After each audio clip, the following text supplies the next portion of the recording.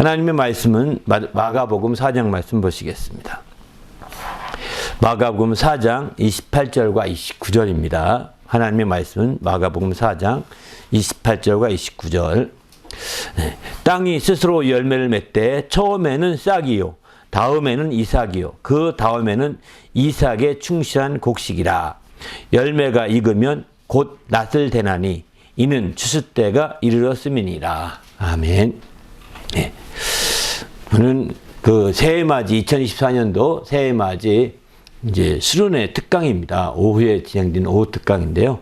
오늘 말씀 나눌 제목은 열매로의 여정 두 번째 시간입니다. 열매로의 여정. 또 열매를 위한 노력이라고도 표현할 수 있는데요. 첫 번째는 열매를 위한 노력으로 첫 번째 시간 나누었고, 또 열매로의 여정이라고도 이렇게 표현할 수 있는 부분이고요. 또 이번 열매로의 여정 두 번째 시간인데, 여기서도 이제 열매를 위한 노력이 이것도 노력인데, 이제 이번에 나누고자 하는 노력은 열매 그 자체의 노력이라고 볼 수 있습니다. 열매 그 자체로서의 노력. 반면에 오전에 나누었던 특강에서는 열매 그 자체보다는 열매의 주위에 둘러싸고 있는 주위에서의 노력이라고 보면 됩니다. 열매를 위한 열매의 주위에서의 노력. 그래서 지난 첫 번 특강에서는 이제 농부의 노력이 있었죠. 열매 맺기 위해서. 또 농부뿐만 아니죠. 그 열매 맺기 위한 그 나무의 노력도 있는 뿌리로서의 노력이 굉장히 많은 거죠. 더 나아가서는 열매를 맺기 위해서 그 뿌리에서 빨아올린 것 가지고 가지의 노력도 있습니다. 줄기와 가지의 노력이. 그 가지에서 열매가 맺거든요. 그렇게 우리가 열매가 직접 노력하는 거 있겠지만 그 밑에 열매를 둘러싼 주위의 많은 여건과 상황과 환경 가운데서의 이런 노력이 뒷받침되어서 마침내 열매가 맺었다는 것을 첫 번째 특강에서 말씀드렸습니다. 우리는 그냥 열매하면 당연하게 단순한 열매만 생각하는데 그렇게만 생각하시면 더 큰 것을 얻기 어렵다는 겁니다.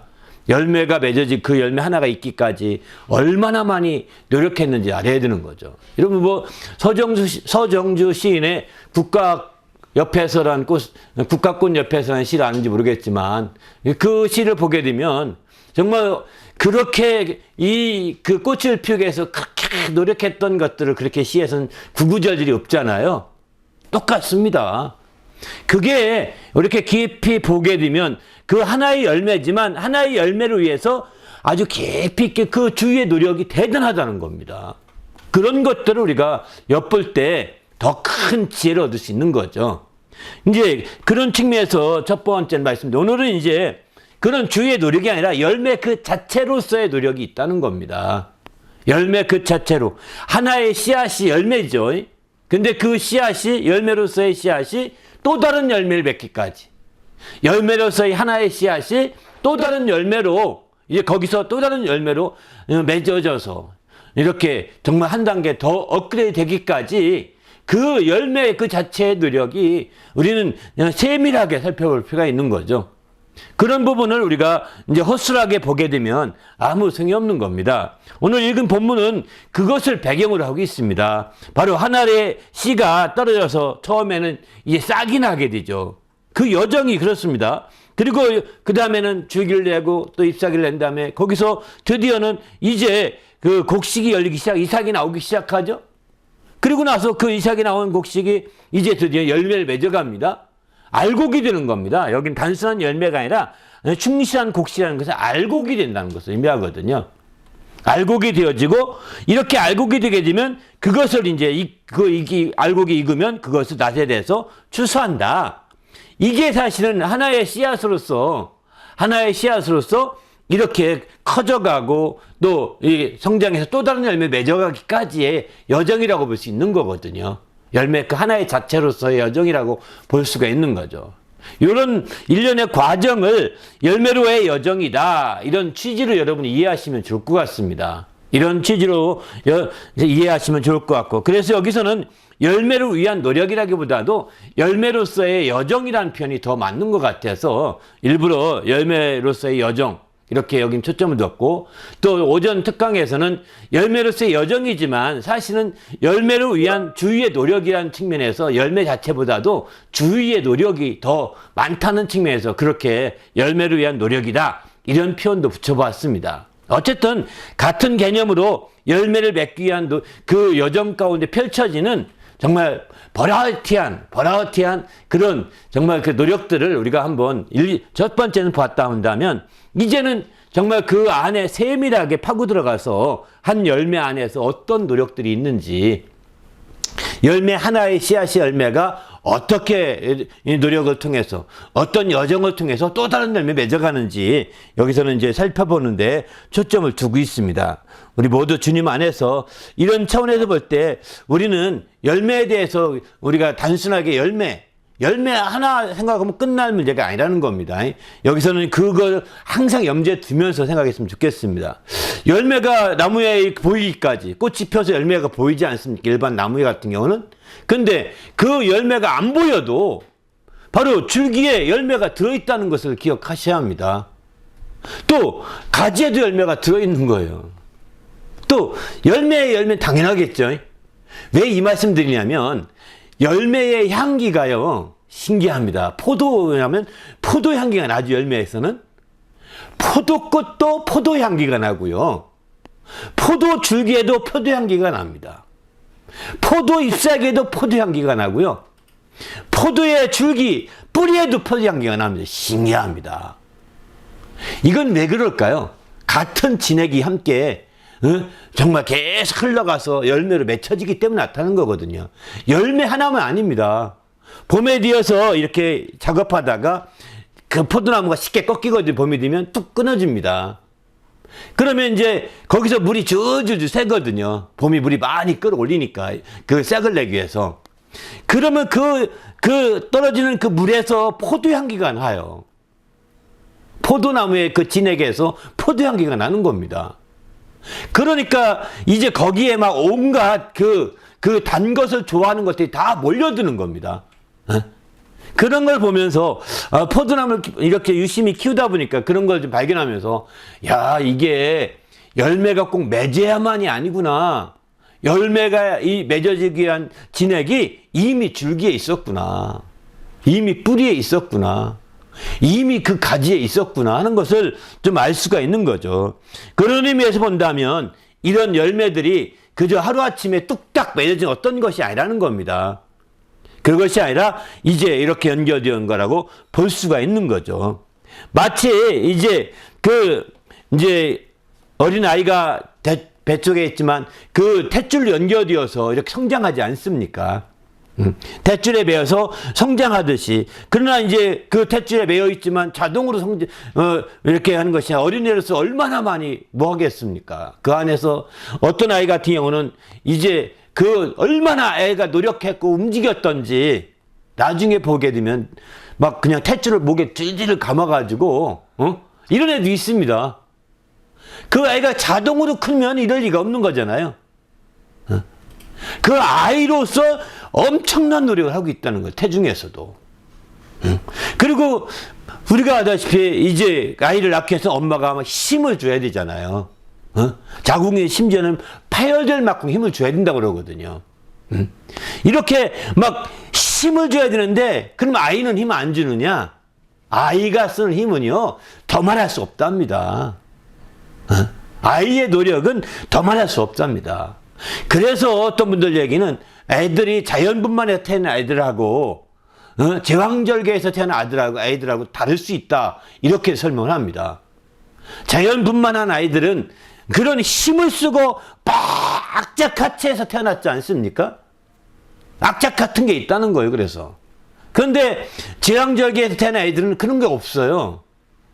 시간이 지나서 나와야 돼, 안 나오니까 그냥 꺼낸 거예요. 쉽게 나오니까 쉽게 생각한다는 거예요. 그런 측면에서 본다면 이제 정확히 맞는지 이 학설에 불과한 얘기지만 정확한 건지 아닌지 모르겠지만, 이렇게 애들 여기서 태어난 아이들도 그 안에서의 노력이 대단히 있다는 겁니다. 그런 노력들이 함께 동반되는 거죠. 여러분, 그 계란 껍질이 깨고 나오죠. 계란 아래에서 시간이 부화가 되면 20일이 지나면 부화가 되는데, 계란이 그때에 그 안에 연약한 부리로 쪼아내야 됩니다. 껍질을 깨야 되는 겁니다. 안에서 자기가 노력이 대단한 거죠. 이 노력이 그렇게 노력하는 거 보면서 엄마가 잠시 깨주는 거지. 아, 애가 노력하지 않을 때 엄마가 너 쉽게 나오게 하려고 너 깨줄게 껍질. 그러면 애는 죽습니다. 에? 미리 엄마가 노력해서 깨주는 것은 아니라는 거예요. 그 안에 있는 병아리가 깨고 나오려고 할 때에 함께 조금 도와주는 거죠.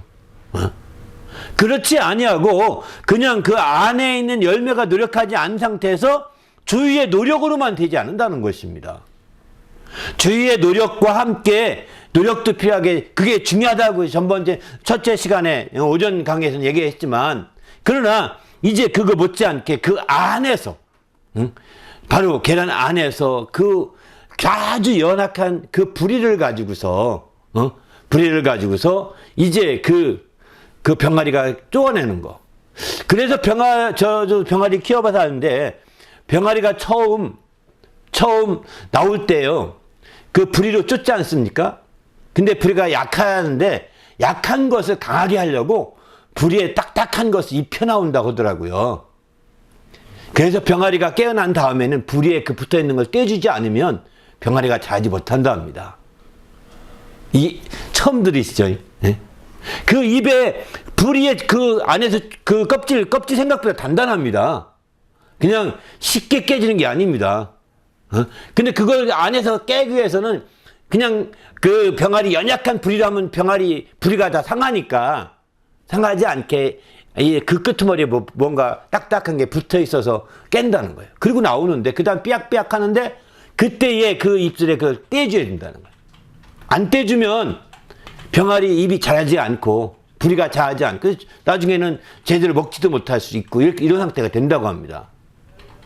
마치 그거는 이제 나비나 새, 나비 같은 경우에 우화되지 않습니까? 우화됐을 때 마치 그 날개에 이 제대로 못 핀 상태에서 굳어지면 소용이 없는 거잖아요. 병신되는 거잖아요. 그렇게 되면 그 일생이 무너지는 겁니다. 제대로 생활을 못하는 거예요. 똑같다고 합니다. 그래서 저도 이제 이 병아리 깨게 되면 다 저희 어머님이 특별히 병아리 입을 떼면서 이렇게 떼주셨던 게 기억이 나는데 왜 그러나 했더니 그 깨기 위한 그거 딱딱한 그걸 떼줘야 되는 거예요. 입술에 부리에. 그런 걸 보면서 야 이게 참 신기하다. 그런 노력들이 합해서 되는 거죠. 그러니까 정말 오전 특강을 통해서 주위의 어미닭으로서 노력 또 농부로서의 노력 이런 것들을 생각해 본다면 오늘은 병아리 그 자체가 알로부터 작은 알끈에서부터 시작해서 이제 그 안에 유정란이 마침내 커져가는 그 과정이 함께 보는 것입니다. 그런 차원에서 오늘 이렇게 생각해 볼 수 있습니다. 서론에 들어가면서 한 가지 꼭 좀 짚고 넘어가고 싶은 것은 이렇게 열매 가운데는 하나의 열매가 맺어지니까 열매 가운데는 서사가 들어있다는 것입니다. 서사라는 말은 좋은 말 고급적인 언어인데 거기에 고난이 배어 있다는 겁니다. 한마디로 말하면 고생을 했다는 겁니다. 그런 서사가 없는 고생해보고 어려움을 겪어보고 힘든 것을 겪어보고 하지 않은 그 씨앗들은 사실 훌륭한 씨앗 되기 어렵다는 거예요. 서사가 들어있어야 훌륭한 사람이 됩니다. 여러분 이 땅에 태어난 사람들도 다 서사가 들어있어야 되는 거거든요. 비록 왕자라 하더라도 정말 그런 고생도 해보고 고난도 겪어보고 정말 그 서민들의 생활들을 함께 보면서 거기서 함께 생활도 해보고 한 사람들이 아주 훌륭한 성군이 되는 거거든요. 여러분 우리가 대표적으로 아는 성군 중에 고려시대의 성군으로 현종을 꼽습니다. 현종을. 이 현종을 꼽는데 이 현종을 마치 조선시대로 말하면 세종과 같이 아주 그런 등급으로 아주 훌륭한 성군으로 얘기하는데 이 사람은 어떤 경험을 했느냐? 이 사람은 어릴 때 이 개경이 이제 수도였잖아요. 서울에 와 살았습니다. 지금 한양에 와서. 한양에 와서 거기서 막 그 진관내 그 동에 있는 그 절에서 진관사에서 살았습니다. 그래서 그들의 보호를 통해 살아나서 마침내 살다가 왕이 된 거예요. 그 정도만 겪어도 대단한 서사가 있는 거죠. 그 정도 이상이에요. 고난이 쳐들어오면서 이 사람이 저 나주까지 이렇게 몽진을 합니다. 나주까지 내려가면서 겪은 그 고난은 이루말 수가 없습니다. 그 뒤에 고난과의 싸움을 다 마친 후에 그런 겪은 것들을 다 겪으면서 백성들의 삶을 다 본 거죠. 아주 뭐 뼈저리게 느낀 거죠. 그리고서 그는 이제 확실하게 훌륭한 성공을 크게 되는 겁니다. 세종 같은 경우도 사실은 그가 자기 할아버지가 왕이 되기 전에 그는 밖에서 궁 밖에 살았거든요. 궁 밖에서. 그리고 태자도 아니었기 때문에 그는 궁 밖에서 생활하다가 궁 밖의 생활을 압니다. 다 겪은 겁니다. 그리고서 궁전에 들어왔기 때문에 그런 생활을, 물론 뭐 어떤 고난이나 이런 것들을 많이 겪진 않았지만 그런 사람들이 배경이 서사를 갖게 한 거죠. 훌륭한 임금 되게 만드는 좋은 계기가 됐던 거라고 봅니다. 이처럼 열매 하나에 이게 필요하다는 겁니다. 이런 서사들이 들어있어야 되는 거죠. 우리의 삶에도 마찬가지입니다. 어떤 사람이 더 멋진 삶을 사느냐? 서사가 있는 사람이 될 때 멋진 사람이 되는 거예요. 그래서 우리에게 혹시라도 고난이 있고 고통이 있고 어려움이 있다면 이것은 내 삶의 서사를 만들어가는 중이구나라고 생각하셔야 됩니다. 내 삶의 열매를 위한 서사가 되는구나. 알곡을 위한 서사가 되는구나. 이런 것들이 없었다면 당신을 한 단계 더 업그레이드 시키지 못했을 것입니다. 그런 삶이 여러분에게 큰 서사가 되고 그것을 바탕으로 한 단계 더 크게 발전해서 이제 훌륭한 이제 사람들이 되어가고 그런 열매로 알곡처럼 알차게 자라가게 되는 거죠. 열매도 마찬가지입니다. 열매가 그냥 아주 쉽게 열매 준 것까지 생각한다면 아주 큰 오해입니다. 아주 큰 오해. 모든 열매가 각각 이와 같은 시련과 고통과 고난들이 다 있다는 것이죠. 그런 것들을 끝까지 견뎌낸 그 열매만이 알곡이 되는 것입니다. 그리고 마침내 그런 알곡이 된 그 열매가 또 다른 이제 분가가 되어서 분가가 되는 거죠. 거기에 붙어서 계속 있으면 분가가 안 되는 거잖아요. 거기서 분가가 되어서 제3의 장소에 제4의 장소에서 또 이렇게 새로운 결실로 또 다른 여정이 시작되는 거죠. 마찬가지입니다. 우리도 주님 안에서 이런 믿음의 놀라운 역사들이 정말 열매 하나에게 있는 것이 아니라 우리 삶에도 동일하게 투영이 된다는 겁니다. 그래서 함께 이 부분을 생각해 볼 수 있는 거죠. 우리 모두도 주님 안에서 이런 서사가 넘치는 성도가 되시길 바랍니다. 그래서 세상의 왕도 서사가 있어야 훌륭한 왕이 되듯이 세상의 대통령도 서사가 분명해야 합니다. 그렇지 않고 그냥 안방 생님으로 큰 사람들이 훌륭한 사람 못 됩니다. 그런 사람은 다 자기만 아는 거예요. 다 위에서 컸기 때문인 거예요. 에? 그런 사람들이 아주 우린 지도자를 뽑을 때 그런 사람 뽑아서 안 되는 거예요. 그런 사람들은 오히려 자기만 하고 이기적인 거 자기만 생각하고 왜 내 말이 안 되는데 내 말대로 해야 되는데 왜 안 돼? 이러면서 나갑니다. 에? 어리석은 거죠. 사실은 서사가 없어요. 서사가. 서사를 정말 그 삶 가운데 서사가 있는 사람들이 정말 시민을 생각하고 서민을 생각합니다. 그런 서사를 모르는 사람들은 정말 돌아볼 겨를이 없습니다. 은혜를 받은 사람이 은혜를 베푼다는 게 맞는 것이 그거예요. 덕을 아는 사람이 덕을 베풀 수 있는 거예요. 그냥 처음부터 100% 다 풍족함 속에 자라면 덕이 뭔지 나처럼 남들 다 똑같이 큰 줄 안다고요. 그러나 나같이 큰 사람 별로 없습니다. 그렇게 풍족하게 큰 사람들이. 네? 그런 생각을 가지니까 이제 너는 왜 정말 내 어릴 때는 왜 라면 못 먹었냐 이런 식인 거죠. 라면 없는 시대인데 그때는. 네? 그러니까 우리는 주님 앞에서 정말 정말 주의 말씀을 통해서도 이런 서사가 만들어지고 또 우리의 삶 가운데 어려움이 있고 고통이 있고 힘든 것은 다 자기가 그것을 씹어 삼켜서 소화된다면 훌륭한 서사로 만들어질 수 있습니다. 그것을 소화 못 시키면 서사커녕 함께 썩어져 가는 거죠. 그걸 소화 못하면 함께 무너져 가는 겁니다. 그런 고통과 함께. 그것이 자기의 삶의 큰 밑거름이 되시길 바랍니다. 할렐루야. 우리가 정말 이거는 굉장히 중요한 부분 같습니다. 저는 씨앗의 연구를 해보면서 어떤 씨앗은 이런 고생과 고통을 안 겪은 씨앗이 없다는 것입니다. 하나의 씨앗이 또 다른 씨앗으로 발전하기까지 이런 다 서사가 있다는 것을 전제로 우리가 생각해 보면 좋을 것 같습니다.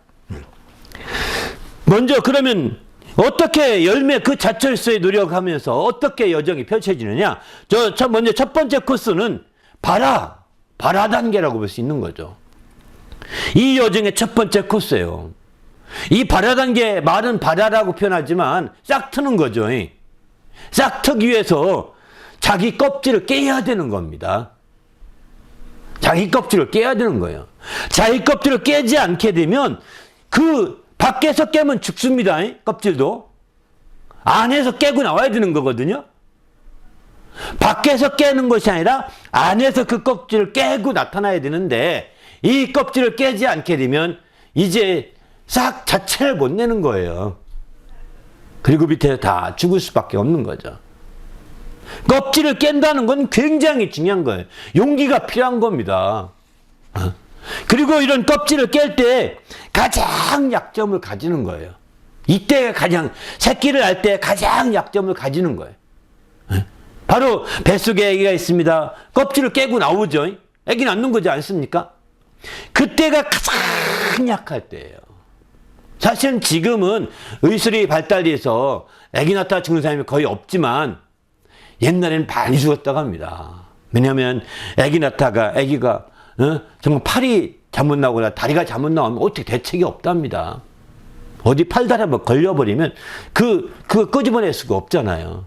다 함께 죽는 거예요. 그리고 어디 하나 걸려버리면 지금은 쥐양석에 옛날엔 그런 쥐양절개 같은 수술이 없잖아요. 그러니까 못 나오면 자궁이 열리지 않으면 죽는 겁니다. 아기가 용을 써도 안 나와지는 걸 어떡하겠어요. 그러면 시간 지나가면 애가 죽으면 부모도 같이 죽는 거예요.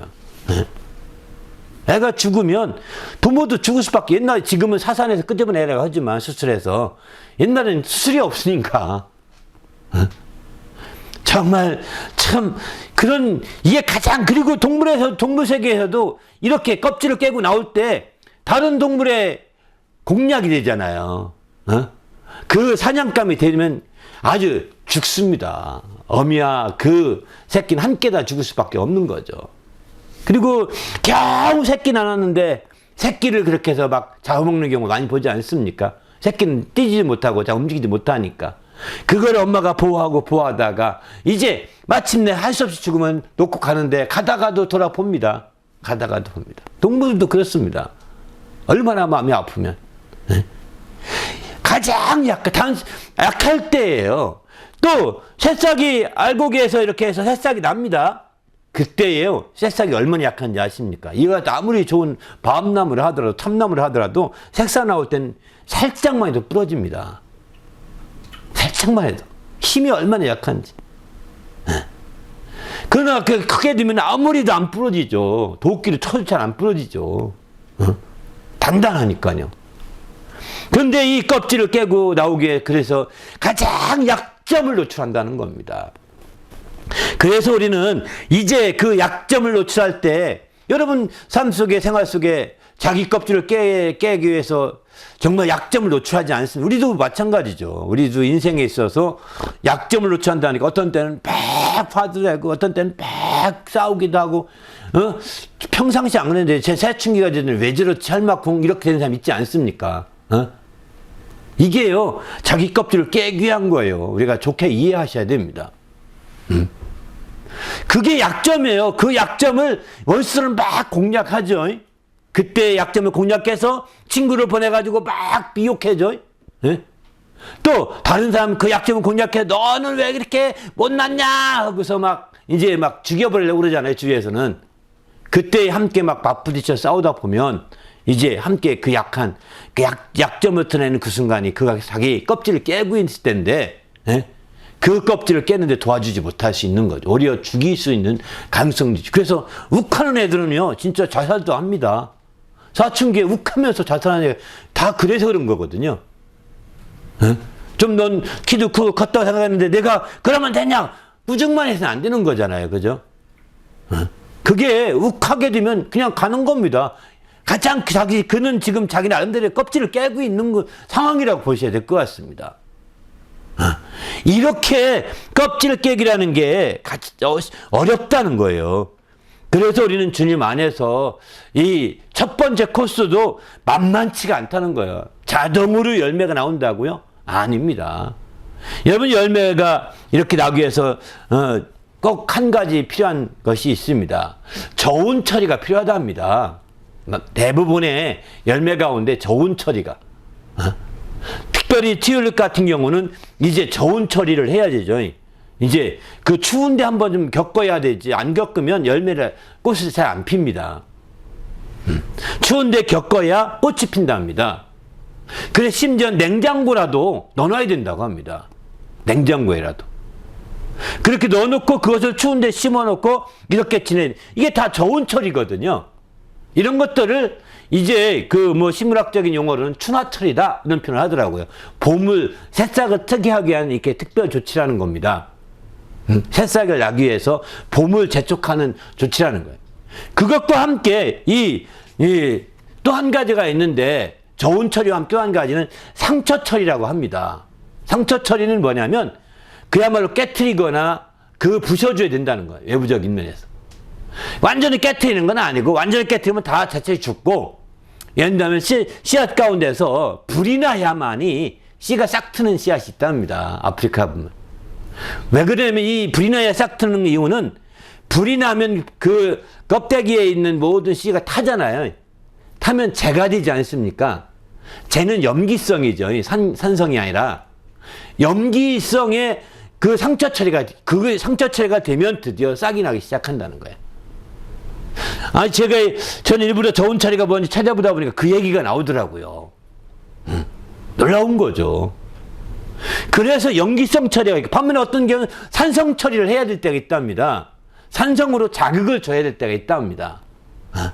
그렇게 해서도 되고, 때로는 일부분, 코코넛 같은 경우는 일부분, 어떻게 막 부딪혀가지고 깨져가지고, 이렇게 저 멀리까지 실어가서 깨지는 가운데, 이제 싹이 트기도 하는 거죠.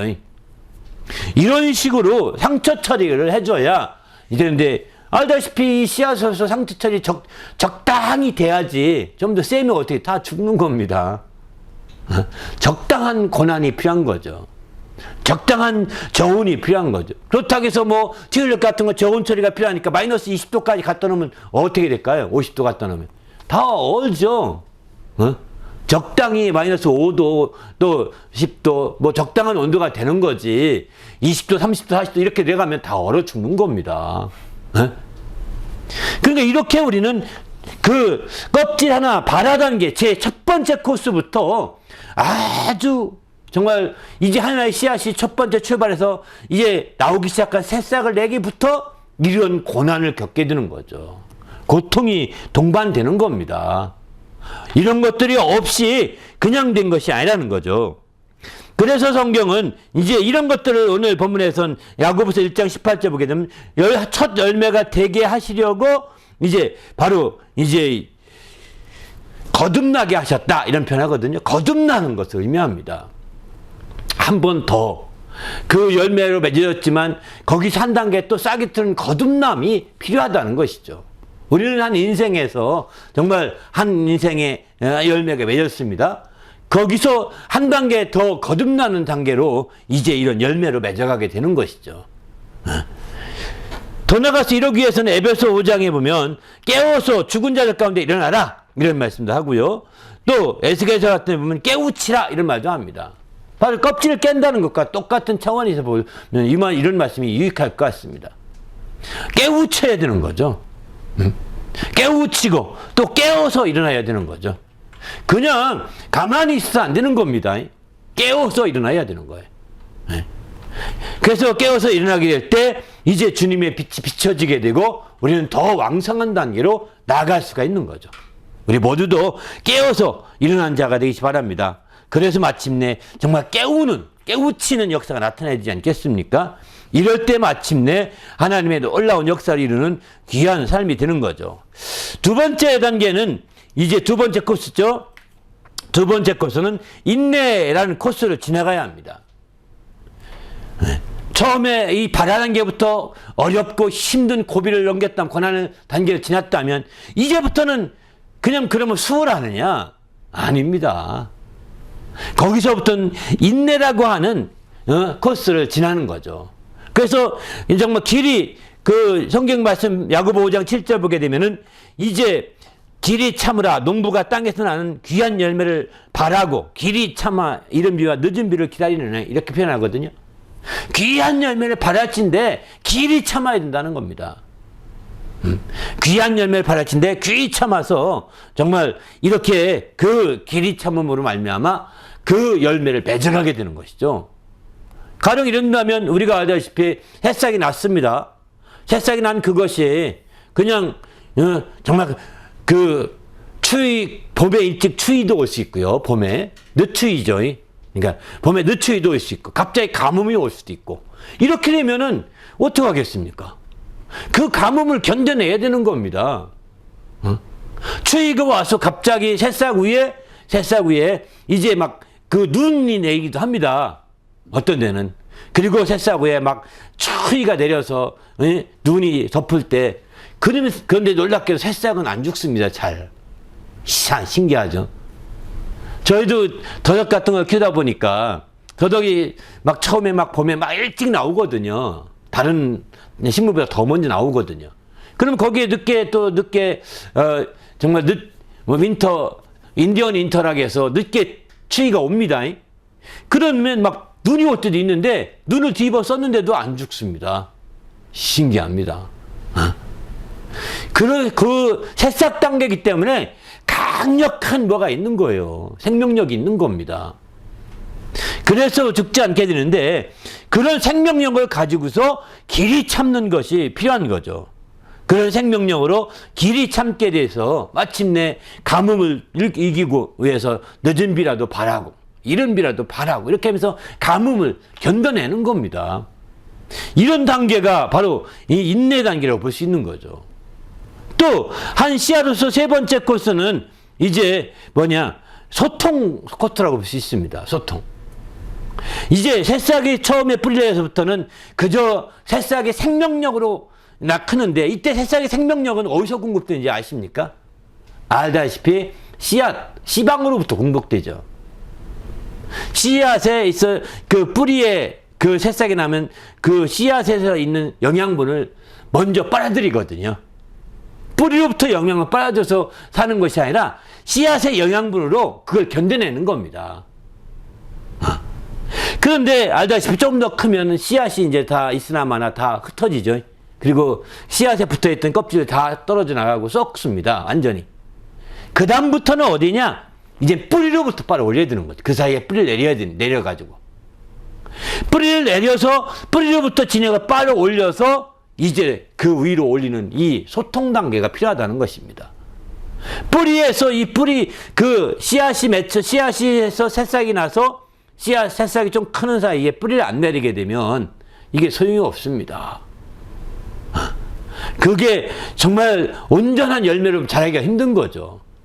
그 새싹의 그 첫 열매에서 심었던 뿌렸던 열매에서 새싹이 나서 좀 우리 돋아나는 그 사이에 뿌리를 깊숙이 내리게 되면 가뭄도 이기고 모든 걸 다 이겨갈 수 있는 거죠.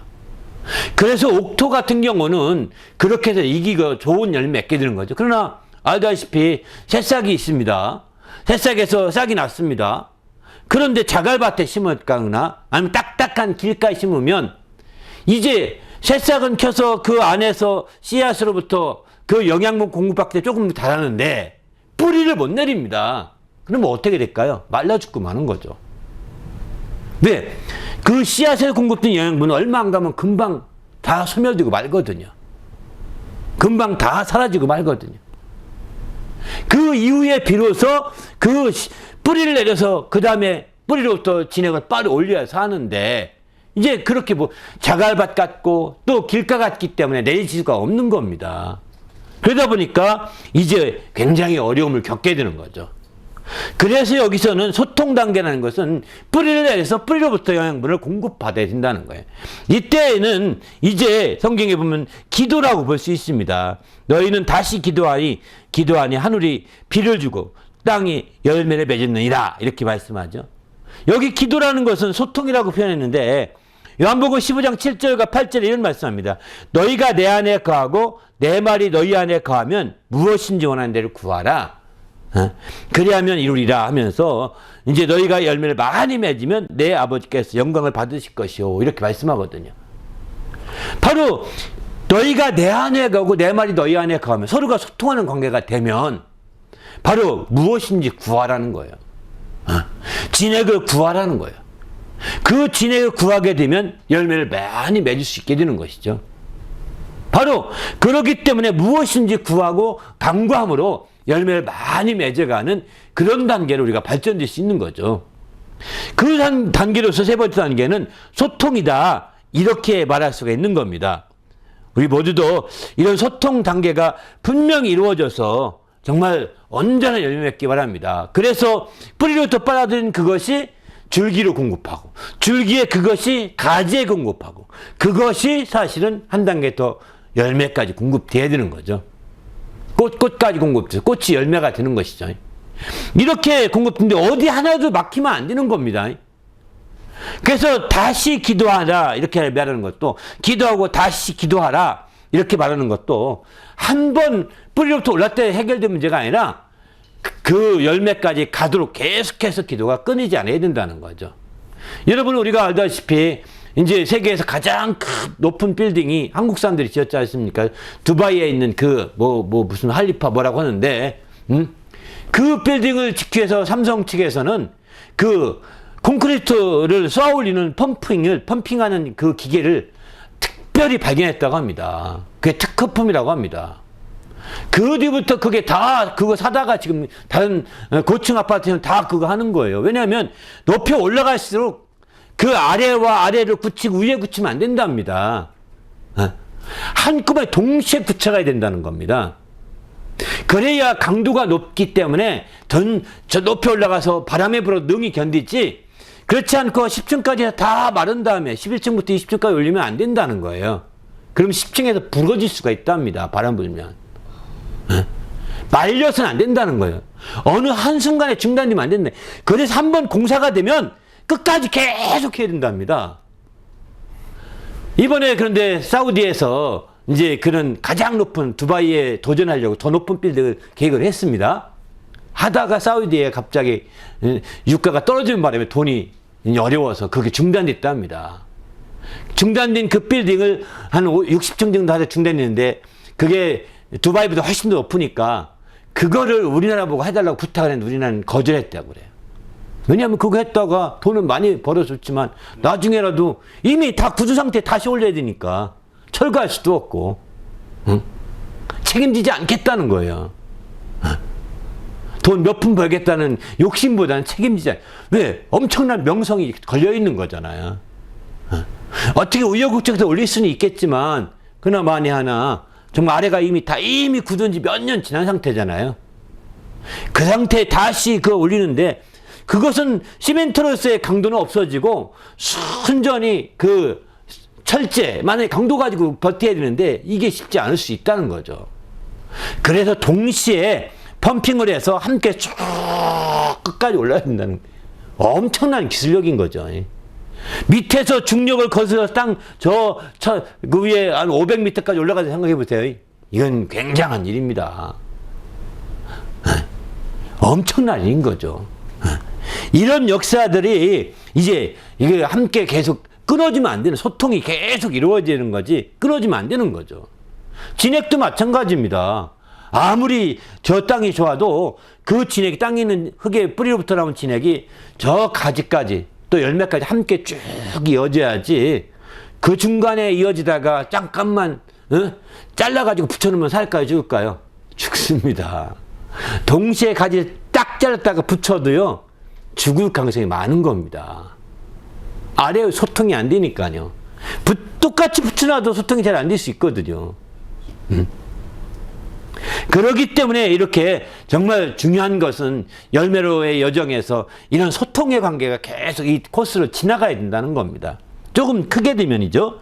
그 다음에는 좀 더 크게 되면 그 정도가 아니죠. 이제 마지막 연단의 코스가 있습니다. 네 번째는 연단의 코스가. 이 연단의 코스는 뭐냐면 비바람이 친다든가 갑자기 태풍이 분다든가 그럼 가지가 째질 수 있잖아요. 이런 단계가 반드시 이 열매 맺기까지 반드시 몇 번 있다는 거예요. 또 가뭄이 온다든가 이런 단계들이 반드시 있어서 그런 것들을 우리가 겪지 않은 열매들은 정말 그 열매로서의 탄탄함이 작은 거죠. 사실은 이런 서사들이 다 열매 맺기까지 다 들어있는 거거든요. 근데 이런 서사들을 우리는 이제 간과하고 있는 거죠. 그래서 우리는 때로는 한번 진지하게 보면 태풍이 불 때, 저 나무는 이런 태풍을 겪어서, 정말 훌륭한 열매 주려고 하는구나. 칭찬 좀 해주세요. 저 나무는 참 이런 태풍, 이런 연단의 단계를 지금 통과하고 있구나. 너는 지금 잘 견뎌. 오늘 태풍만 견디면 넌 괜찮을 거야. 하면서 칭찬해 주셨다면, 이제 참, 그것도 물론 뭐 나무니까 나무에 무슨 칭찬이 듣겠습니까만은 아무튼 이런 단계가 있다는 거죠. 그래서 그런 식으로 우리가 생각해보고 우리 삶에도 마찬가지 아닙니까? 우리 삶에도 이런 반드시 태풍 같은 뒤집어질 상황들이 한두 번 있잖아요. 이 고비를 어떻게 넘기냐에 따라서 다른 거죠. 이런 고비를 잘 안 넘기면 못 넘기면 아주 그냥 스스로 자멸하는 겁니다. 자멸하는 거예요. 그러나 이런 고비를 잘 넘기게 되면 이제 더 훌륭한 사람이 될 수 있는 거죠. 그런데 이런 고비를 넘길 때는 혼자서는 아닐 수 있다는 거예요. 고고하게 될 수는 없는 것입니다. 바로 이런 고비를 넘길 때는 함께 정말 연합함으로 이렇게 함께함으로 넘어갈 수 있는 거죠. 그렇지 않고 혼자서 그냥 거둔줄기 하나로 그러면 대나무 부러집니다. 이게 부러지는 거예요. 거둔줄기 하나만 부서지는 거예요. 그래서 가지를 뻗어서 옆에를 잡아주게 만들어 준 겁니다. 왜 그 쓸데없이 열매도 안 맺는 가지를 맺혀가지고 왜 저러냐 이럴지 모르겠지만 아닙니다. 이런 어려움을 겪을 때 고비를 넘기기 위해서 사전에 준비하고 있는 거예요. 사실은 사전 저 쓸데없는 일 하는 것 같지만 그게 다 사전에 준비하고 있는 겁니다. 여기도 나무가 이렇게 했지만 가지가 쭉 멀리 뻗었지만 이 뻗은 가지가 정말 그때를 위해서 준비되어 있는 거라니까요.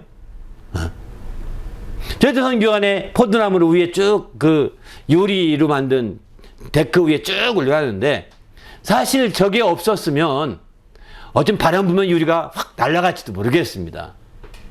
근데 위에 그게 쫙 잡고 있거든요. 그러니까 유리를 움직이지 않게 붙들어주고 있는 거죠, 서로가. 또 유리에 그 데크에 그런 게 있으니까 나무도 거기 딱 잡으면서, 왜? 나무 덜쿠선으로 잡으니까요. 잡으면서 이제 서로가 윈윈이죠. 왜 나무에 쓸데없는 덜쿠선 이런 것들이 나오는지 모르겠다 하는 사람들이 많이 있거든요. 그거는요, 정말 이런 고비를 넘기기 위한 나무만의 고도의 전략인 겁니다.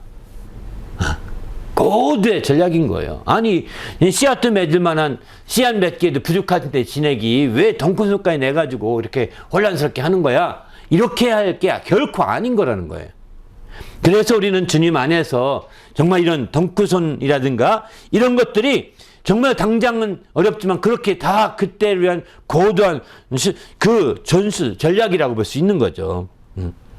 그래서 이런 바로 그런 차원에서 본다면 네 번째 코스인 연단의 코스에서는 당장 그 태풍을 맞고 비가 오고 가뭄이 오고 하면 고통스럽지만은 다 이런 연단이 이제 당장 보기엔 슬퍼 보여도 그게 또 다른 참 나무에 든든하게 하게 한 또 다른 아주 귀한 기회가 된다는 거죠. 그 히브리서 12장 11절 보게 되면 무릇 징계는 당시에는 즐거워 보이지 않고 슬퍼 보이나 후에 그로 말미암아 연단을 받은 자들은 의와 평강의 열매를 맺느니라 이렇게 말하거든요. 바로 이처럼 그 연단을 통해서 아주 저 훌륭한 의와 평강한 열매를 맺어가게 되는 거죠. 이런 연단이 없다면 이게 성이 없는 거죠. 로마서 5장에 보면 이런 말씀도 합니다. 바로 이제 우리가 환난 중에 즐거워하나니, 환난을 당해도 즐거워한다는 겁니다. 왜 그러냐?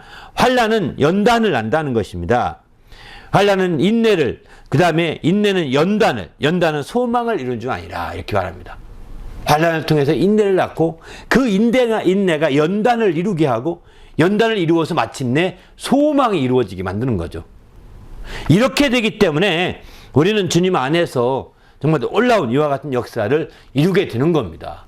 우리 모두도 주님 안에서 이런 정말 연단에 대해서 우리가 적극적인 이해가 필요하겠다 이 생각을 해봅니다. 또 히브리서 5장 14절 말씀 보면 단단한 음식은 장성한 자의 것이니 그들은 지각을 사용함으로 연단을 받아 선악을 분별하는 자들이니라, 이렇게 말합니다. 단단한 식물은 장성한 자의 것인데 그 장성한 자들은 어떻게 장성한 자가 되느냐? 지각을 사용함으로 연단을 받는다는 것입니다. 우리가 살다 보면 우리 인생의 삶 가운데 보게 되면 자기가 판단했고 자기가 결정을 했는데 그게 오히려 실수한 것 같이 돼가지고 연단에 받는 기회가 있지 않습니까? 그게 어려움을 겪고 그것 때문에 힘들 때가 있지 않습니까? 이게 다 연단이라는 거예요. 자기가 실수해서 꼭 실수라고만 전제하지 말고 이걸 날 키우려고 한 하나님의 인도하심이다 생각하고 적극적으로 그 연단 단계의 그 고비를 우리는 뛰어넘어갈 수 있어야 돼, 극복할 수 있어야 되는 거죠. 그러니까 이걸 극복하기 위해서는 소망을 굳게 다져야 되는 겁니다. 연단은 소망을 이루기 때문입니다. 그리고 이 연단을 극복하기 위해서 인내가 필요한 거죠. 그래서 우리가 우리의 지각을 사용했고 우리의 지식을 사용했는데 했음에도 불구하고 이거 이해가 안 되네, 잘 안 되네, 왜 안 되지, 왜 안 될까, 이렇게 하면 우리는 고민을 합니다. 그때에 우리는 너무 지나치게 고민에 사로잡히지 말고 지나치게 고민하다 보면 동력을 잃어버리고 말거든요. 그리고 포기할 수밖에 없는 상황이 돼버리거든요. 이렇게 해서는 연단에 완전히 시험에 빠진 것과 똑같죠.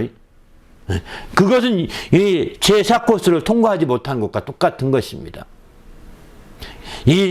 만약 우리가 지혜를 사용했고 지식을 사용했음에도 불구하고 어려움이 있다면, 제대로 안 돼서 힘든 것이 있다면 그것은 다 나를 연단하는 과정이구나, 내가 조금 더 인내해야 되겠다, 그리고 소망을 더 고추 잡아야 되겠다, 이런 마음으로 나갈 때 그 연단을 이길 수가 있는 거죠.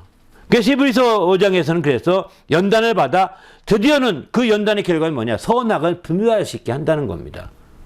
우리도 그런 연단을 잘 극복하게 되면 어떤 것이 하나님을 기쁘시게 하는지, 어떤 것이 선인지, 아니면 하나님을 기쁘시게 하지 않는 것이 어떤 것인지, 악이 무엇인지 이것을 깨닫게 되는 거죠. 그리고 마침내 더 하나님의 뜻대로 살아야 되겠다라고 하는 결심과 결단들이 서지 않겠습니까? 그런 믿음의 좋은 기회들을 놓치지 않는 성도가 되시길 바랍니다. 할렐루야. 마지막 5번째 코스가 있는데요. 이 열매로서의 그 자체의 여정 가운데, 열매로의 여정 가운데는 이제 마지막은 비축의 코스입니다. 이런 걸 다 극복했습니다. 드디어 열매까지 공급된 겁니다. 그죠? 그 다음부터는 열매에 비축을 해야 합니다. 열매에서 비축하지 아니하고 열매에서 거기 잎사귀를 낸다든가, 열매 가운데 잎사귀가 있는 열매가 있거든요. 열매에서 또 가지를 낸다든가, 이런 열매도, 희한한 열매도 있습니다. 이렇게 돼버리면 알곡이 되지 않는 겁니다. 열매에 들어온 모든 영양분을 비축하는 거죠. 저축한다고 그럴까요? 비축 단계인 거죠. 마지막 단계. 그래야 알곡이 되는 겁니다. 열매가 중요한 게 아니라 알곡이 중요한 겁니다. 열매는 많습니다. 어디든 간에. 쭉정이도 열매잖아요. 그러나 정말 그 농부가 기대하는 열매는 아무렇게 된 열매가 아니라 알곡된 열매를 원한다고요. 그 열매 가운데 밑으로부터 모든 영양분을 빨아 올려서 온전히 비축한, 가득 비축한 상태가 돼야 되는 거죠. 그러나 가득 비축하지 못하고 한쪽이 찌그러지게 비축됐다. 그럼 어떻게 될까요? 이거는 불량품인 겁니다. 이런 불량품들은 그 농부가 환영할 리 없습니다. 이거 버려라. 그러면 짐승이나 주고 이렇게 많은 것이죠. 새나 먹이고 그런 거죠. 그러기에 우리는 주님 앞에서 이렇게 정말 진액을 빨아올려서 그 열매 가운데 비축을 해야 되는 거예요. 적극적으로 비축해야 되는 겁니다. 그 우리 신생아 가운데 태아가 있는데 태아의 경우도 마찬가지죠. 정말 영양분을 공급해 태아가 비축해야 되거든요. 영양분을 공급해 주지 않으면 어떨까요? 태아는 최소한도라도 부모에게 영양분을 다 뺏어갑니다. 그냥 쫙쫙 빨아 들어간다고 합니다. 그래서 태아를 임신한 그 임산부 같은 경우는 정말 그 태아에게 합당한 영양분이 있는 걸 계속 먹어줘야 되고, 또 그걸 먹어서 마침내 온전히 영양분을 공급해 주지 않게 되면 이제 태아도 비실비실하고 본인의 모든 영양분을 빼갔으니까 산 후에 아주 큰 어려움을 겪는 거죠. 그런 심지어 뼈에서 칼슘을 다 빼간다고 하지 않습니까? 뭐 이런 식이 돼버리니까 최소한도로 막 땡기니까요. 열매로서는 비축하려고. 왜? 그래야 열매로서의 기능을 발휘할 수 있거든요. 그런 최소한이 안 되면, 그러면 그 정도가 최소한이냐? 어떤 태아는 보면 미숙아로 태어나지 않습니까? 저체중으로 태어나거든요. 평균 아이보다. 어떤 아이는 그저 부모가 잘 먹으면, 그 어머니가 산모가 잘 먹으면 아주 통통한 아이로, 건강한 아이로 태어나지만, 그렇지 않은 아이들은 미숙아가 되거든요. 어떤 경우는 더 미숙아로 태어납니다. 어떤 경우는 뭐 700g 뭐 이렇게 태어난 아이도 있다고 하지 않습니까? 그런 애들은 스스로 어떻게 견딜 수가 없으니까 인큐베이터에 들어가서 새로 도움을 받지 않습니까? 그러니까 이렇게 비축하지 않으면 그렇게 아주 미숙아로 태어나듯이 태어날 수가 있는 거예요. 그러니까 우리는 그렇기 때문에 그렇게 밑으로부터는, 뿌리로부터는 공급해 주는 것이고, 열매로서는 그 자기 열매 안에 가득 비축해야 되는 거예요. 뭐 지나치게 아이가 가치중이 돼서는 안 되겠지만, 정말 이렇게 건강한 아이가 돼서 정상적이 되려면 그렇게 적극적으로 비축해야 되는 거죠. 그래야 견실하게 그 뼈도 자라고 모든 신체 기능이 회복되고 자랄 수 있지 않겠습니까? 이렇게 해서 막지 자라가는데, 이처럼 이제 이렇게 자라가게 되어서 드디어 하나의 알곡으로 중심에 딱 잡게 되는 겁니다. 우리 모두도 이런 알곡으로 비축이 될 수 있길 부탁드립니다. 할렐루야. 그래서 성경에는 이 비축이란 말을 대신에 준비하라 이런 말씀을 씁니다. 디모데전서 디도서네요. 디도서 3장 14절 보게 되면은 우리 사람들도 열매 없는 자가 되지 않게 하기 위하여 필요한 것들을 준비하는 좋은 일에 힘쓰기를 배우게 하며, 이렇게 열매 있게 하려면 필요한 것들을 준비해야 된다는 거예요. 그래서 좋은 일에 힘쓰도록 이렇게 만들어 가야 된다는 거죠. 그게 열매 맺게 하는 지름길이라는 것입니다. 바로 알곡이 되는 것입니다. 이런 열매는, 이렇게 비축하는 열매는 알곡이 되는 거지 그냥 일반 열매와 다른 겁니다. 일반 뭐 쭉정이는 더 말할 것도 없고요. 이런 것과 다르게 이런 비축이 되는 거죠. 또 베드로전서 3장 15절 보게 되면은 이제 소망에 관한 이유를 묻는 자들에게 대답할 것 항상 준비하라 이렇게 말하거든요. 준비해 둬야 되는 거죠. 그래야 우리의 열매 맺더라도 이런 준비가 되면 그런 열매 맺을 때 그들에게 더 풍성한 것들을, 풍성한 우리가 잘 복음을 설명해 주고 증거해 준다면 그들은 더 훌륭한 열매로 성장할 수가 있는 거죠. 근데 그렇게 설명해 주지 못하면서 예수 믿기만 해, 믿으면 돼, 그냥 교회 나오기만 하면 돼, 이런 식으로 말해서는 안 되는 거죠. 이건 한계가 있는 거죠. 교회에 그래도 그런 사람들이 수년 동안 나오다가 교회도 별거 없대 하고 떠나는 겁니다. 그들에게 소망을 가는 이유를 아주 자세하게, 아주 분명하게 설명해 주고 이해시킬 수 있다면 그들이 알곡이 되는 거예요. 그리고 그들이 마침내 주님 앞에 서지 않겠습니까? 이렇게 돼서 주님 앞에 영광 돌릴 수 있도록 해야 되겠다, 이런 생각이 듭니다. 또 마태복음 24장 44절도 보면은 주님이 너희도 준비하고 있으라, 생각지 않은 때에 인자가 오리라, 이렇게 말합니다. 준비하고 있으라는 거예요. 생각지 않은 데 주님이 오신다는 거예요. 이 얘기는 무화과나무를 통해서 배울 수 있죠. 무화과나무가 이제 열매가 없을 때 주님이 찾아오셨잖아요. 그때는 때가 아니었다겠습니다. 열매 맺을 때가 아니었다겠습니다. 그럼에도 불구하고 주님이 찾아왔을 때 정말 열매 그 나무 자기를 지으신 그분이 찾아왔을 때 그에게 열매를 드지 못한 그 나무는 그 자기를 지으신 주님에게서 버려지게 됩니다. 그래서 너는 영원토록 열매를 맺지 못하리라 이렇게 하면서 그 말라 죽고 말지 않습니까? 우리는 준비해야 합니다. 내 때를 앞세워서 나는 이래서 못합니다. 저래서 못합니다. 이렇게 말할 것이 아니라 내가 항상 준비하고 있다가 누가 뭐라고 하면 턱 준비된 대로 일하는 거예요. 턱 준비된 대로 일하는 겁니다. 그래야 열매를 알곡의 열매 해줄 수 있는 거지. 준비 안 되고 있어. 아이고 갑자기 말하면 어떡합니까?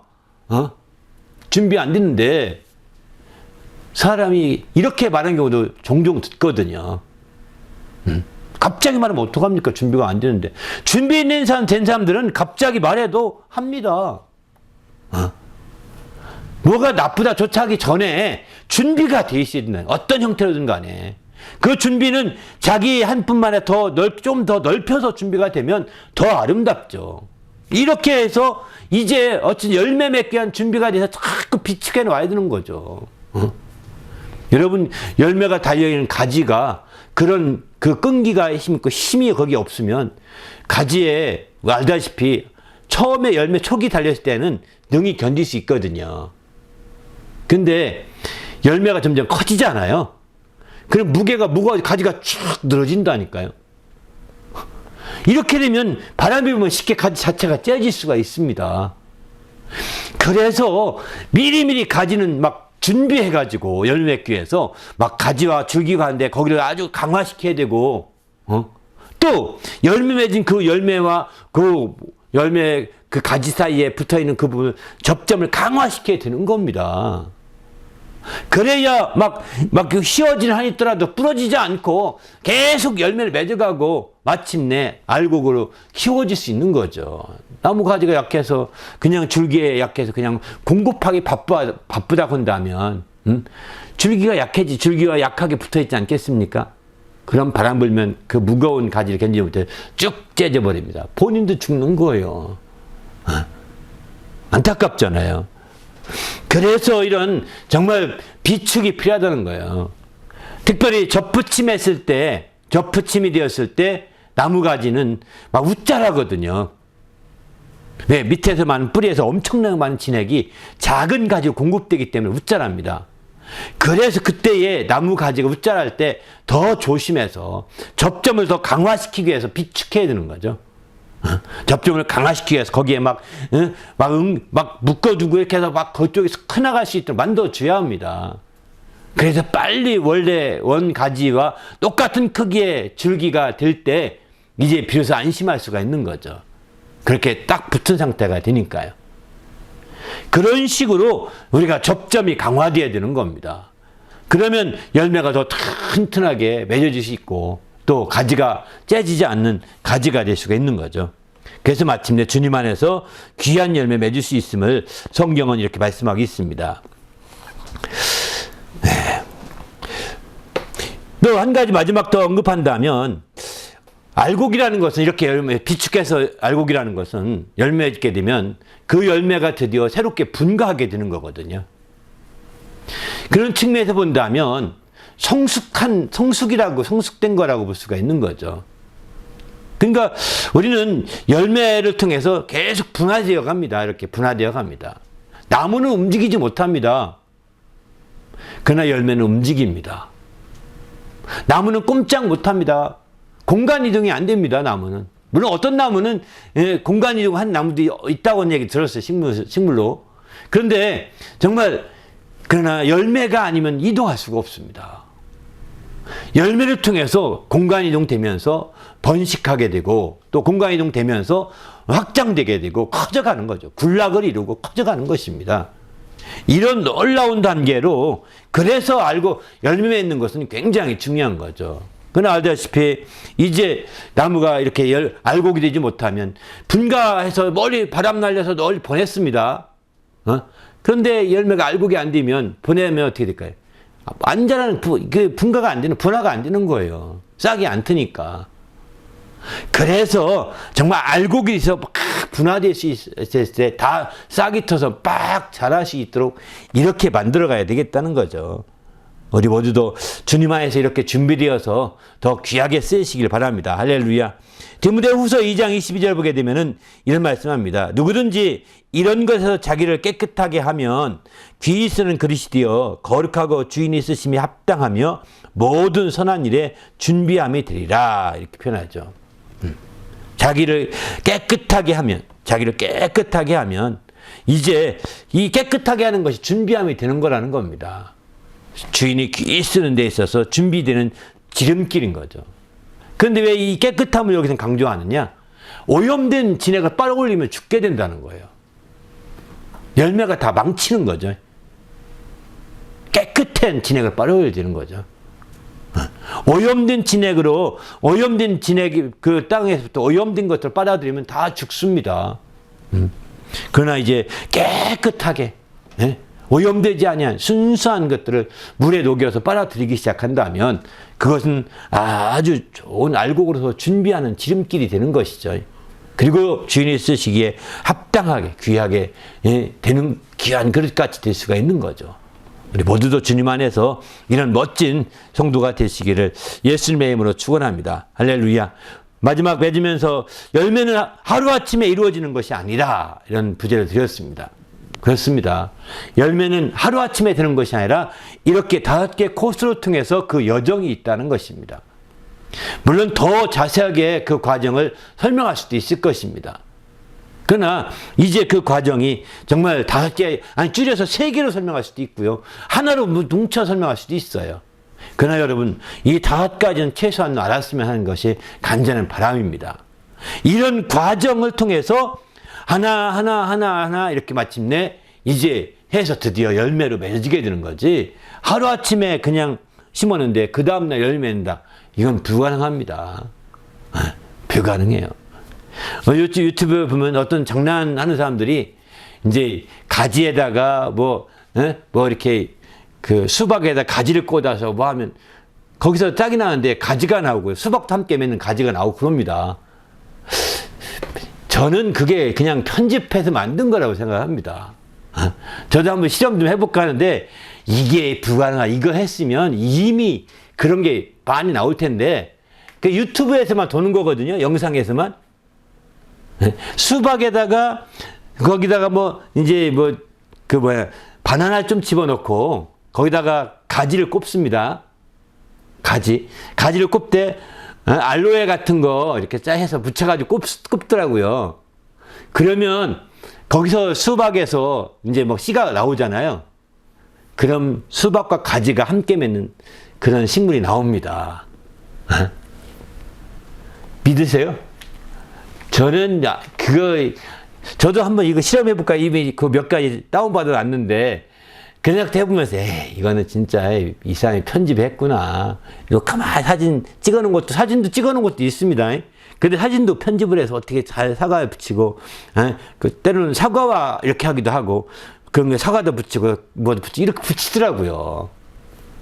그런 것들을 느껴보면서, 근데 중요한 것은 하루아침에 그렇게 되지 않는다는 거죠. 그들은 정말 그래서 심지어는 과일에 그 오렌지에서 그냥 싹이 나면서 사과가 열린다니까요. 사과 오렌지 섞으면 그게 가능하다고 생각하십니까? 그러면 이미 다 나무 장사는 다 죽었어야 돼요. 안 죽잖아요. 여전히 나무 장사가 필요하잖아요. 그냥 그 사람들 쇼한 거고 기묘하게 그 유튜브 편집을 해가지고 만들어가지고 띄워서 재미있게 이렇게 하는 거지. 가짜지 사실은. 아닌 거죠. 한번 찾아보시죠. 그런 거 섞여서 진짜 신기해요. 어떻게 보면 그럴 것 똑같기도 한데 이러면은 이런 게 이미 발전됐지. 이 사람들이 여기 말했겠냐. 이미 학자들이 한두 명이 아닌데 연구하는 학자들이 이거는 그냥 쇼하는 거다. 그저 가짜 편집한 거다. 막 이런 생각이 들더라고요. 보기 재미있으라고 그냥. 아무튼 하루아침에 이루어지는 게 아닙니다.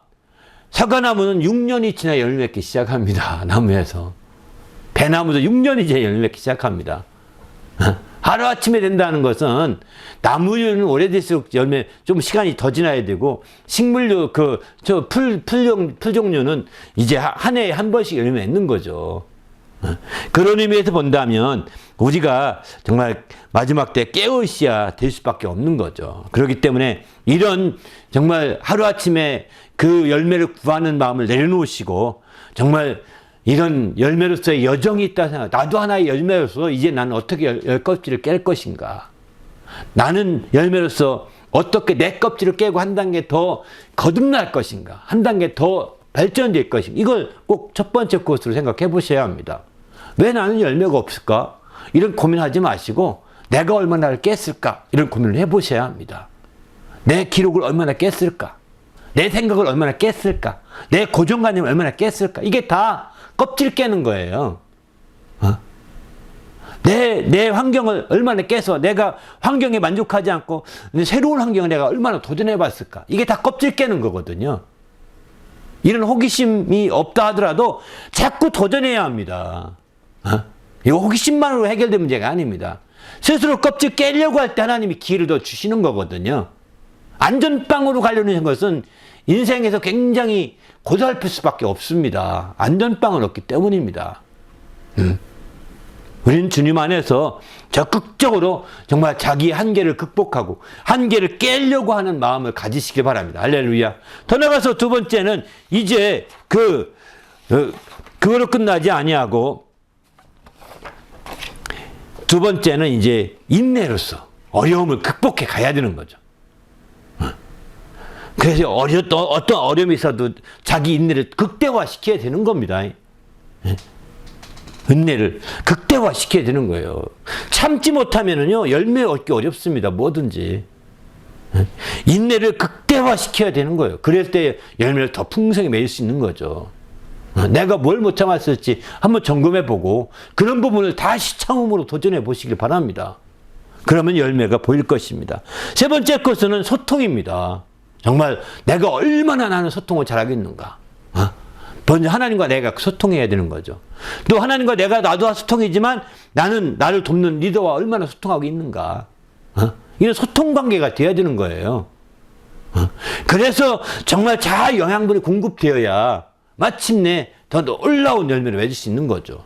세 번째 코스인 이 소통 관계 그 위에서 얼마나 내가 기도했는지 이거를 꼭 점검해 보시기 바랍니다. 내가 내 안에 내 말이 너희 안에 있으면 무엇인 내게 구하라. 그런 열매를 많이 맺으리니 아버지께 영광을 돌리라 이러지 않습니까? 그러니까 바로 이처럼 서로가 정말 아주 소통 관계가 완전하게 공급받으셔야 되는 거예요. 내가 열매를 공급받아야 되거든요. 나 혼자서는 공급이 열매가 못 맺거든요. 하나님으로부터 공급받아야 되고 다른 나를 돕는 사람들로부터 나를 공급받아야 되는 거죠. 근데 이렇게 공급받기를 싫어하면 싫어할수록 열매는 점점 어려워지는 겁니다. 혼자서는 안 되기 때문입니다. 그 다음에 연단 단계죠. 네 번째는 연단을 통해서 우리가 철저히 어떤 어려움이 있어도 반드시 어려움이 있을 거예요. 여러분 삶에 한 열매로서 어려움이 반드시 있을 것입니다. 껍질 깨는 어려움은 말할 것도 없고 껍질 깼다고 생각했는데 또 어려움이 닥칠 겁니다. 여러 종류의 어려움, 환경적이나 상황적으로. 그때마다 이건 고비다. 나의 삶에 내 열매를 위한 연단이다. 그때도 이것을 이기기 위해서는 인내가 필요한 거죠. 인내로 연단을 하니까요. 그리고 마침내는 거기 소망을 더 고추 세워서 소망을 더 확실하게 잡음으로 이제 믿음을 놓치지 않고 끝까지 소망을 끝까지 잡음으로 마침내 연단을 극복하게 될 때 드디어 놀라운 열매가 발전될 수 있는 거죠. 마지막 다섯 번째 코스는 비축 코스죠. 그리고 마침내 연단을 잘 극복했다 하더라도 계속해서 우리는 이제 비축을 해야 되는 거죠. 더 아름다운 알곡이 되게 하기 위해서. 됐다 이제 연단이 끝났으니까 이제 단 됐다. 열매 다 맺었다. 할렐루야. 아닙니다. 내 마지막 열매는 내가 아니라 내가 맺은 또 다른 열매가 내 마지막 열매입니다. 이해되십니까? 내 자신이 열매가 아니라 내가 맺은 열매가 있잖아요. 내가 맺은 열매를 바로 이렇게 막 비축시켜서 공급해주고 비축시켜서 그가 열매 만들어가는 거예요. 그래서 재생산이 되어야 비로소 열매가 또 한 단계 분화 단계로 들어가는 거거든요. 이렇게 될 때 완전하게 열매의 여정이 한 텀이 끝나게 됩니다. 열매의 여정으로서 한 텀 자체가 끝나게 되는 거예요. 우리 모두도 이런 열매의 놀라운 여정을 온전히 아름답게 이름으로 우리 하나님을 기쁘시게 하는 그런 성도가 되시기를 예수님의 이름으로 축원합니다. 할렐루야. 또 우리 함께 기도할 때 하나님, 내가 철저히 마지막 때에 열매 이와 같은 여정을 잘 이루게 하셔서 우리 하나님을 기쁘시게 하는 일에 귀 쓰게 하시고, 내가 알곡으로 그의 곳간에 들어가게 하시고 그의 나라에 들어갈 수 있게 하시고, 또 내가 또 다른 열매를 맺어서 재생산을 함으로 말미암아 이제 완전히 분화시켜서 완전하게 하나님을 기쁘시게 하시는 자가 될 수 있도록 이 열매로의 여정이 우리의 일생이 잘 보낼 수 있도록 인도해 달라고 간절히 기도하겠습니다.